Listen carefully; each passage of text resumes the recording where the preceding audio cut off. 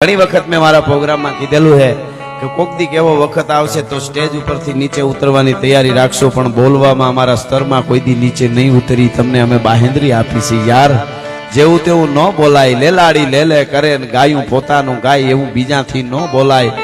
ઓલા નહીં બળદિયા, બે બળદિયા જોડેલા અને ગાડું ધીરું ધીરું ધીરું ખેડૂ એટલું બધું ભાર ભરેલું અને તળ ચડે, બળદિયા તૂટી પડે એટલી મહેનત કરે છે. એમ થાય કે તૂટી જાય, મરી જાય, ભાંગી જાય બળદ, એટલું ગાડામાં ભાર ભરેલું. અને બળદ ચડી હગે ને એમાં માથે ખેડૂ આમ મારે, બડા મારે, ધોકા મારે. ખેડૂને એમ કે બળદ પાછા પડશે તો કઈ ભાંગી જાય. અને ઈ બળદ બે મહેનત કરે, એમાં ગધેડો હામો આયલો આવતો હતો. અને ગધેડાએ બે બળદિયા હામું જોઈને કીધું કે બુદ્ધિ વિનાના બળદિયાઓ. કારણ કે ગધેડા નથી, બુદ્ધિ વગરના જ બધા દેખાય, પોતે જ બુદ્ધિશાળી હોય. એ બુદ્ધિ વગરના બળદિયા, કા કે ઉલાળો મારો, ઉલાળો મારો.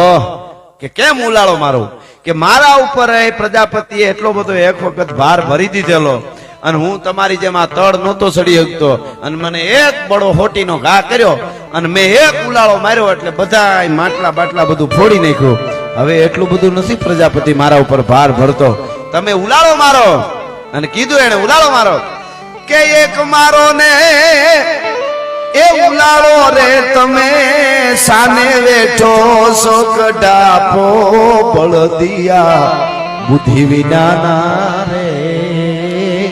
આજે એક મારો ને ઉલાળો. વિદ્યારામ હરિયાણી લખે છે મારા ખ્યાલથી, એક ઉલાળો મારો.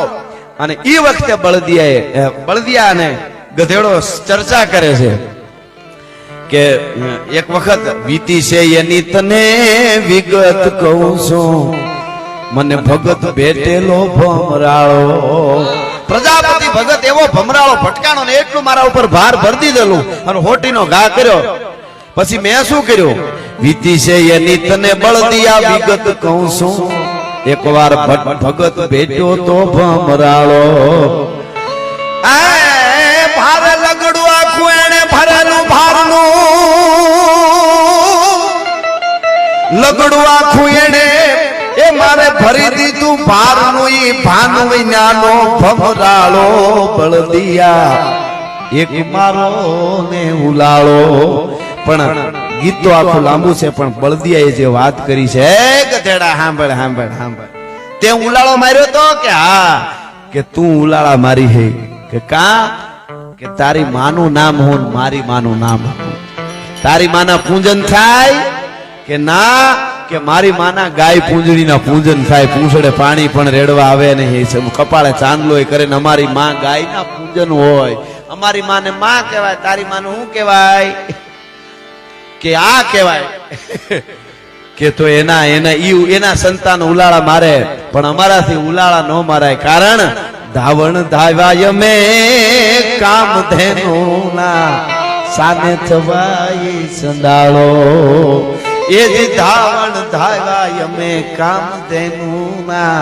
અમે ગાયના દૂધ પીધા, અમારી માં ગાય છે. અમારાથી બળદિયા સહી, અમે અમારાથી ગધેડા ઉલાળા ન મારાય. એમ જેની કુળની પરંપરા હોય. પણ મને ગમતું એક ગીત ફરમાઈશું તો એટલી બધી આવી છે કે અઠવાડિયું રોકાવું. વાહ, રોકાવું પડે એવું છે. ફરમાઈશું છે હારી, ફરમાઈશું પર ખબર પડી જાય કેવો વર્ગ છે. વાહ વાહ. હા, ફરમાઈશ જોઈ ને, ફરમાઈશ જોઈ તો સમાજની ખબર પડી જાય. અને ગામનો ચોરો જોઈ તો ગામની ખબર પડી જાય. હવે ચોરા ભાંગી ગયા, હવે ગામની ખબર બમ્પ ઉપર પડે. જેટલો મજબૂત બમ્પ એટલું અજળ ગામ. અમુક ગામમાં નીકળી ખટક દઈને ગાડી થાય એટલે ખબર પડે ગામ હોજું છે. અમુક ગામમાં ફોર્ચ્યુનર ઉલડા ધડાંગ દઈને ખબર પડે ગામ અજળ લાગે છે. બમ્પ ઉપર ખબર પડે બોલો કેવું ગામ છે. એટલે હા, ઉમરાવ વધારે કેમ વાતો ઘણી છે, પણ એ બધી બહુ મોટી વાતો છે. આટલું બધું વાંચવાનું છે. બસ સપાખરા ને એવું બધું છે. આમાં ફરમાય શ્રામવાળાનું સપાખરું, મેરામણજી જાડેજા, જેસાજી ડાંગા, વાહ વાહ, સપાખરા, પંજા નાખતો, આવ્યો સિંહ તો આવી ગયો, તોગાજી રાઠોડ. આ બધી વાર્તાઓ મેં કરેલી છે, તમે સાંભળેલી અને બધી કરશું. પણ એક પ્રોગ્રામમાં એકચ્યુઅલી બધી ન આવે. અશોકસિંહભાઈ ઘરનો ડાયરો એક વાત કરતો. અમારો ગઢવીનો ચારણનો છોકરો ઢોર સારતો હતો વગડાના. એમાં ત્યાં કઈક પ્રસંગ હશે બાજુમાં, કઈક સમૂહ લગ્ન કેવું. તો ત્યાં જમણવાર હતું તો છોકરાને એમ થયું જમણવાર છે એટલે જમવામાં તો ભાતું ભેળું છે, મારે નથી જવું, પણ એને એમ થયું છાશ પીવું, ઉનાળો છે ને થોડીક પીતો આવું. તો ત્યાં જઈ અને ગ્લાસ રાખીને ઉભો રહ્યો કે છાશ આપો તો છાશ પીવી, ગરમી બહુ છે. એટલે આમ લોટો રાખ્યો, લોટો અથવા ગ્લાસ રાખ્યો.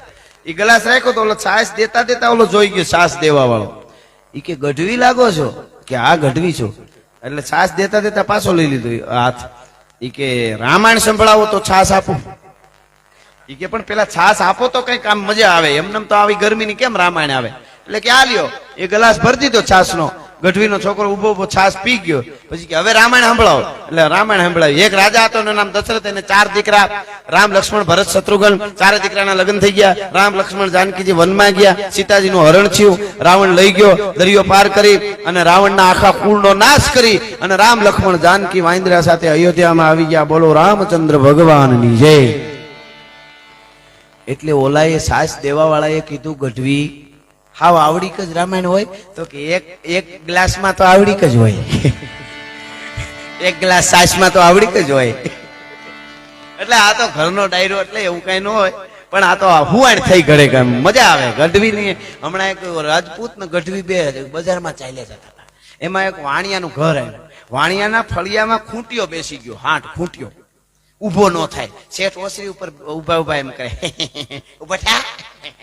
વાણિયાને ગળે ના બેસાય, ઉભો થા. હવે એમ તો ઉભો ન જ થાય ને. વાણિયા બહુ બુદ્ધિશાળી હોય ને, પાછી શીખવા જેવું ઘણું. વાણિયાની વસ્તી તમને ખબર છે? દાતારે બહુ. વાણિયાની વસ્તી ભારતમાં ખાલી 4% છે બધાની વસ્તીમાં. વાણિયાની વસ્તી ભારતમાં 4% છે અને દાતારીમાં 63% છે. એને એકવાર જોરદાર તાળીઓથી વધાવવા જોઈએ યાર. કોઈને ખબર ન પડે એમ દાન કરે. બહુ મોટા દાતાઓ, ભામાશાહ અને તારાશાહ તો મહારાણા પ્રતાપને દાન કર્યું, મદદ કરી એટલું નહીં, યુદ્ધના મેદાનમાં તારાશાહ 2 હાથેથી તરવાર રાખતો હતો. આ તો વાંચી ત્યારે ખબર પડે. એક બાજુ પૂંજા ભીલ એવો હતો, એક બાજુ તારાશાહ એવો હતો. એમ પણ આ વાણીઓ કે કોકે કીધું પાટું મારો ને, ખૂટીઓ ઉભો થઈ જાય. ગાયના વાસણાને પાટું ના મળાય. મૂળ મુદ્દો બીજો હતો, કેમ પાટું મારવી એમ. એમાં ગઢવી દરબાર આલ્યા જતા રાજપૂત બે કોક જોઈ ગયો, હેઠાણી જોઈ ગયા. એ કે ઓલા જો રાજપૂત ને ગઢવી બે ચાલ્યા જાય, એને બોલાવો ને, એ ખૂટીઓ ઉભો કરી દે છે. શેઠ કે એને ના બોલાવાય. કાં તો કે ખૂંટિયાને તો એ ઉભો કરી દે, પછી એ બે બેસી જાય તો કોણ ઉભો કરે? બોલો, એને બુદ્ધિ કેટલી આપણને ખબર ન હોય, એને બધી અગાઉ અગાઉ ખબર હોય. આપણે કાંઈ પણ કામ કરવું હોય ને કરી નાખી, પછી અમુક કામમાં એમ કર્યું, આ ન કર્યું તો સારું. વાણિયાને પેલા ખબર પડી જાય, આ ન કડાય, આ ન કડાય. એના પાસે ઘણું શીખવા જેવું. ખેર એમ આનંદ છે, ઘણી ફરમાઈશું છે, આવે લે. પણ જેમ તમારી કંઈક ફરમાઈશ હોય એમ અમારી પણ હોય છે. પણ એક બહુ સરસ ફરમાઈશ આવી શિવાજીના હાલડાની, એટલે એ લઈ લો. આહા, તો ભમાવું ગેલ ચાંદલો ને જીજા બાઈ ને જાનો બા.